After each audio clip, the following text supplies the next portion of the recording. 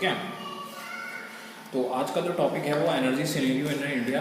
क्या एनर्जी का सिनेरियो है इंडिया में, कि मतलब किस तरीके से हमारी इंडिया में जो रिसोर्सेज हैं, रिन्यूएबल रिसोर्सेज हैं या फिर नॉन रिन्यूएबल रिसोर्सेज हैं, ठीक है, उनका किस तरीके से हमारे वो इंडिया में हैं, ठीक है, किस क्वांटिटी में पाई जाती हैं और किस क्वांटिटी में क्या हो रही हैं वो उनका यूज़ होता जा रहा है। तो सबसे पहला सवाल तो मेरा आप लोगों से ये है कि एनर्जी का जो यूज़ हो रहा है, यानी कि जो रिसोर्सेज का यूज़ हो रहा है, चाहे वो रिन्यूएबल रिसोर्सेज हो गई चाहे वो नॉन रिन्यूएबल रिसोर्सेज हो गई, क्या उनका कंजप्शन डायरेक्टली प्रोपोर्शनल है प्रोग्रेस ऑफ अ मैनकाइंड? क्या उनका consumption, I repeat the question, उनका consumption of energy is directly proportional to the progress of mankind? तो इसका आंसर है यस, बिकॉज जो कंजप्शन है एनर्जी का वो बढ़ रहा है। क्यों बढ़ रहा है? क्योंकि जो प्रोग्रेस हो रही है, यानी कि अब आप लोग देख रहे हैं कि भाई नई नई चीज़ें आ रही हैं, ठीक है, तो उसके लिए हमें क्या हो रहा है, एनर्जीज़ का, यानी कि जो भी हमारे पास रिसोर्सेज हैं उनका हमें ज़्यादा यूज़ करना पड़ता है, उनकी खपत ज़्यादा हो रही है पहले से ज़्यादा। क्यों? क्योंकि देखो पॉपुलेशन बढ़ रही है। पहले था पॉपुलेशन कम थी भाई, तो जब पॉपुलेशन कम थी तो क्या हो रहा था कि भाई ट्रांसपोर्टेशन फैसिलिटी, भाई कम लोग बाइक चला रहे थे, कम लोग कार चला रहे थे। आज ज़्यादा कार हो रही हैं, ज़्यादा कार यूज़ हो रही हैं। पहले क्या होता था, बाईसाइकिल ज़्यादा यूज़ होती थी, साइकिल ज़्यादा यूज़ होती थी। अब क्या हो रही है, बाइक ज़्यादा यूज़ हो रही है। तो कहीं ना कहीं क्या हो रहा है, ऑयल की भी डिमांड क्या हो रही है, बढ़ रही है। तो कंजप्शन ऑफ एनर्जी, तो हम ये बात कह सकते हैं, ये लाइन कह सकते हैं, the consumption of energy is directly proportional to the progress of a mankind. ठीक है, कि प्रोग्रेस होने की वजह से क्या हो रहा है, कंजप्शन जो हो रहा है एनर्जी का बढ़ता जा रहा है। उसके बाद क्या है बेटा कि इंडिया जो है रैंक 5th पर है, मतलब जो इंडिया है वो क्या है, रैंक 5th पर है इन द वर्ल्ड में टोटल एनर्जी कंजप्शन में। जो टोटल एनर्जी कंजप्शन है वो इंडिया का है 5th नंबर पर हमारा आता है। तो देखिए सबसे ज़्यादा कोयला हो रहा है, प्राकृतिक गैस यानी कि नेचुरल गैसेज हो रही हैं, तेल हो रही है। तो एक एक करके हम लोग देखते हैं, 4-5 छोटे छोटे से टॉपिक्स हैं, कोई ज़्यादा टफ नहीं है, सारा पॉइंट्स में लिखा हुआ है तो कोई इशू भी नहीं होगा। तो पहला देख लीजिए कोयल, ठीक है, कोयल की सप्लाई। तो इंडिया जो है सबसे ज़्यादा ह्यूज कोल का रिजर्व करता है, ठीक है, India has huge coal reserve at least 84.396 millions of tons, ठीक है, इतना हमारे पास क्या होता है, कोयल का रिजर्व होता है। तो चलिए हम पढ़ लेते हैं, हिंदी में भी पढ़ लेते हैं इसको। भारत में कोयले का भंडार, पूरे विश्व में कोयले के भंडार का लगभग 8.6% है। आप लोग उनको पॉइंट्स में ऐसे ही लिखिएगा जैसे लिखे हुए हैं, ठीक है। सेकंड क्या है, आज के उत्पादन के हिसाब से 230 साल के बाद कोयला भारत में समाप्त हो सकता है। जिस हिसाब से खपत होती जा रही है, ठीक है, जिस हिसाब से हम क्या कहते हैं, कोयले का यूज़ करते जा रहे हैं, कंज्यूम करते जा रहे हैं, उस हिसाब से क्या होगा, 2030 में भी क्या हो सकता है, हमारे जो कोयला होगा वो समाप्त हो जाएगा, ठीक है। उसके बाद क्या है, भारत दुनिया में कोयले का उत्पादक का चौथा बड़ा देश है, तो सबसे मतलब 4th नंबर पर आता है, ठीक है, उत्पादक का। और कोयले का उत्पादन भारत के आंध्र प्रदेश में होता है, उत्तर प्रदेश में होता है, बिहार में होता है, मध्य प्रदेश में होता है, महाराष्ट्र में होता है, उड़ीसा में होता है, पश्चिम बंगाल में होता है, आदि राज्यों में किया जाता है, ठीक है।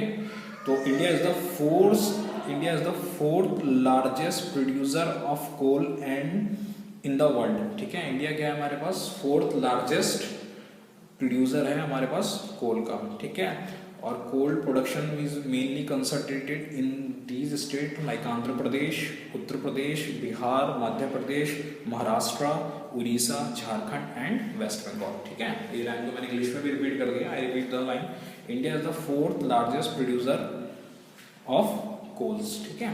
लास्ट अगला देखते हैं हम लोग इसमें ऑयल के बारे में, ठीक है।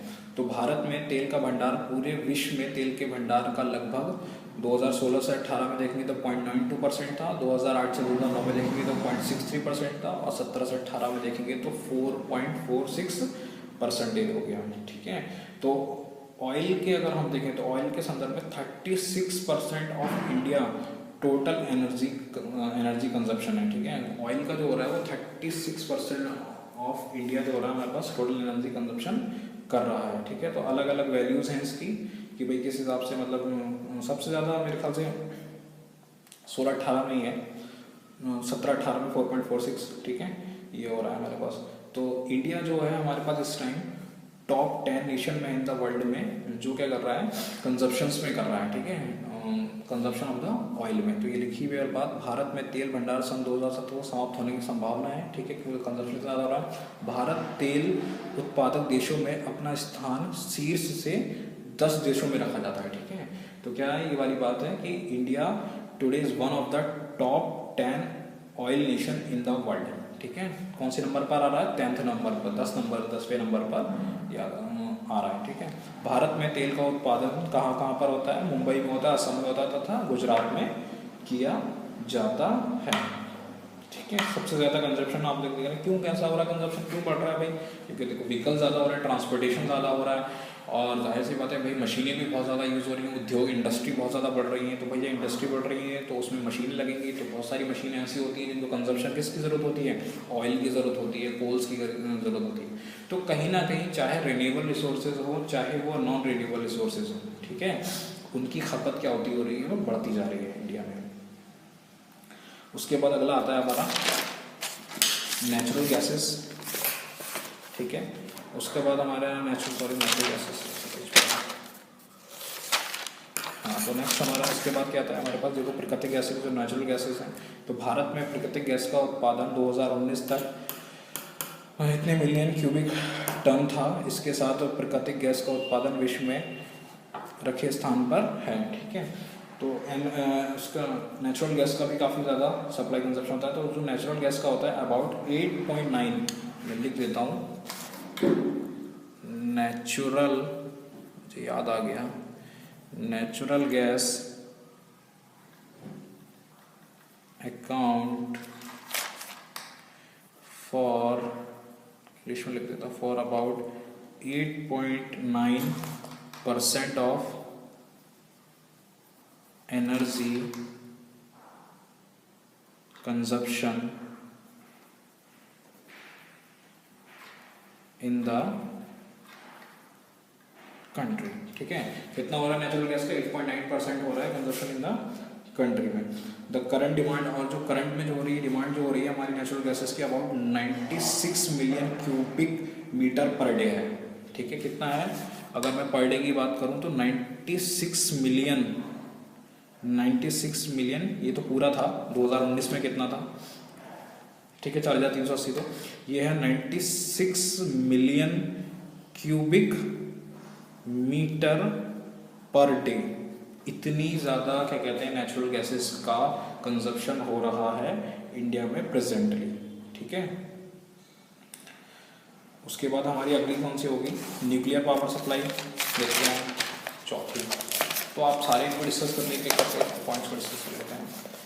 देखो परमाणु ऊर्जा, न्यूक्लियर पावर, तो न्यूक्लियर पावर जो कंस्ट्रीब्यूट करता है अप्रॉक्स 2.4%, कितना करता है, 2.4%, क्योंकि आप लोग को मैंने बताया भी था कल कि न्यूक्लियर एनर्जी, जो भी रेडियोएक्टिव एलिमेंट्स होते हैं उससे हमें इलेक्ट्रिसिटी प्रोड्यूस होती है। तो भारत में ऊर्जा उत्पादन में परमाणु ऊर्जा 2.5% हिस्सेदारी रखता है। कितनी रखता है, 2.4% of the electricity generated in India. तो कह सकते हैं कि nuclear power contribute about 2.4% of electricity generated in India, ठीक है।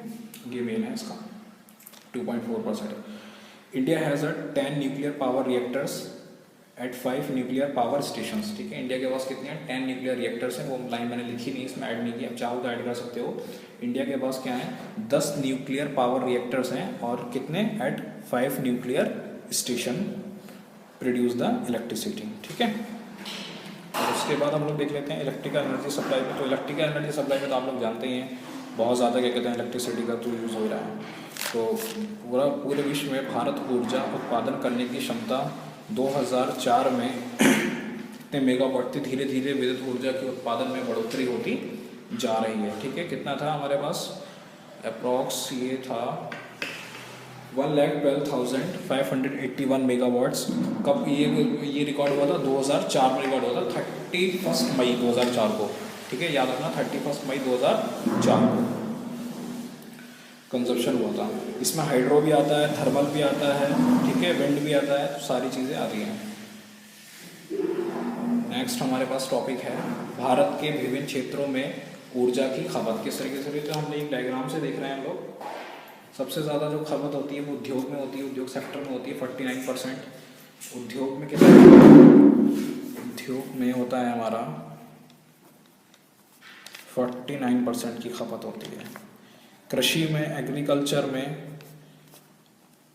5% की खपत होती है, ठीक है। घरेलू कार्यों में 10% की खपत होती है, ठीक है। परिवहन में, जितनी भी ट्रांसपोर्टेशन में, इसमें 22% की खपत होती है, और अन्य जो भी हमारे पास खपत है वो 14% बुक्स खपत होती है। तो इस हिसाब से जो है हमारे पास भारत के विभिन्न क्षेत्रों में क्या हो रहा है, कंजप्शन हो रहा है इंडिया का, ठीक है। तो चाहूँ तो मैं इसको इंग्लिश में भी बना सकता हूँ। देखिए, इंडस्ट्री में 49% हो रहा है, ठीक है। एग्रीकल्चर में 5% हो रहा है। घरेलू कार्य मतलब रेसिडेंटियल में 10% हो रहा है। ट्रांसपोर्ट में 22% हो रहा है, और अदर्स में 14% हमारा कंजप्शन हो रहा है। तो इन क्वेश्चन, जो आज का टॉपिक था, हमने इसमें देखा किस तरीके से एनर्जी का कंजप्शन हो रहा है। तो हमने किस किस को देखा, पहले कोल को देखा, फिर हमने किसको देखा, फिर हमने ऑयल को देखा, फिर हमने नेचुरल गैसेस को देखा, फिर न्यूक्लियर एनर्जी को, फिर इलेक्ट्रिसिटी को देखा। इसमें तो 5 पॉइंट्स थे हम लोगों ने, इसमें 5, उनका कंजप्शन देखा कितने कितने नंबर पे कंजप्शन में है इंडिया ऑयल के या फिर क्या कोल के, ठीक है। अब ऐसा हो क्यों रहा है, ठीक है, ऐसा इसलिए हो रहा है बिकॉज क्योंकि कहीं ना कहीं और ही हमारी पॉपुलेशन इंक्रीज हो रही है, तो इसलिए जो हो रहा है, जो कंजप्शन है वो एनर्जी का जो हो रहा है वो धीरे धीरे बढ़ता जा रहा है, अलग अलग सेक्टर्स की वजह से। तो आज के टॉपिक में इतना ही था स्टूडेंट्स। अब नेक्स्ट हम लोग नेक्स्ट चैप्टर देखेंगे। तो इस चैप्टर का आपका टेस्ट भी हो सकता है और ऑनलाइन टेस्ट होगा, तो इसलिए भी प्रिपेयर फॉर दैट। और किसी को अगर कोई भी डाउट्स होता है तो कमेंट सेक्शन में पूछ सकता है, या फिर मुझे पर्सनली क्या कहते हैं व्हाट्सएप पर मैसेज कर भी वो पूछ सकता है अपनी क्वेरीज को, ठीक है। Thank you friends.